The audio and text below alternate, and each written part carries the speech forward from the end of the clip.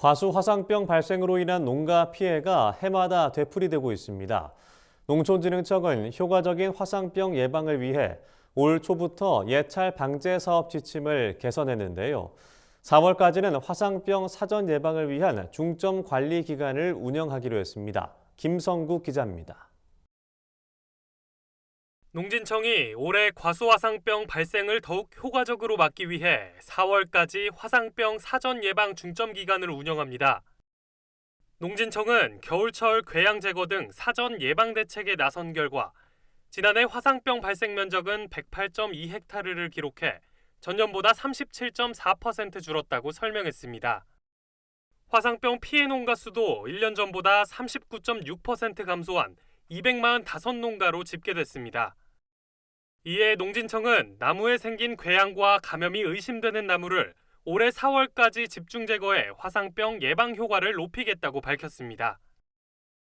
지난해 화상병 감염 의심주와 궤양 제거를 위한 중점 관리 기간을 시범적으로 운영한 결과 기후 영향도 있겠지만 사전 제거 등 정책 효과로 인해 발생 면적은 37%, 농가 수는 39% 수준으로 감소하는 효과가 있었습니다. 화상병 확산 억제 및 농업인의 영농애로 해소를 위한 노력을 지속적으로 추진할 예정입니다. 우선 2월까지는 전국 사과배 과수원을 대상으로 나무줄기에 생긴 궤양을 집중적으로 제거하는 예찰을 추진할 계획입니다. 궤양은 병원균에 의해 나무줄기나 가지가 움푹 들어가 있거나 갈라져 있는 증상으로 화상병 원인균의 월동처가 됩니다. 2월까지 궤양을 제거하는 작업이 끝나고 나면 3월에서 4월에는 화상병 발생이 우려되는 과수원을 대상으로 정밀 예찰에 나설 예정입니다. 정밀 예찰 과정에서 화상병이 의심되는 나무는 유전자 진단 분석에 따라 제거 조치할 계획입니다.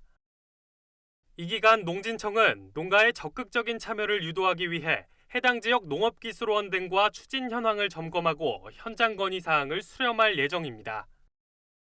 농진청은 화상병 예찰 방제 사업 지침도 개선했습니다.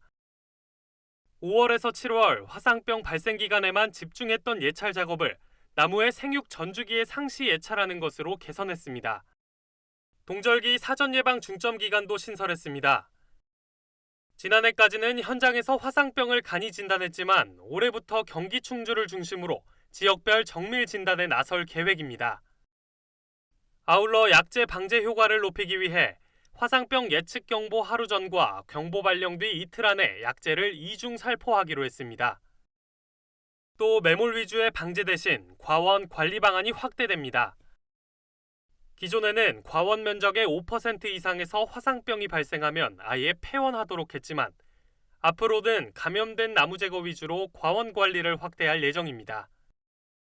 화상병 발생 과원에 대한 재배 금지 기간은 3년에서 2년으로 단축하고 묘목 검사 등 입식 기준을 강화한다는 방침입니다.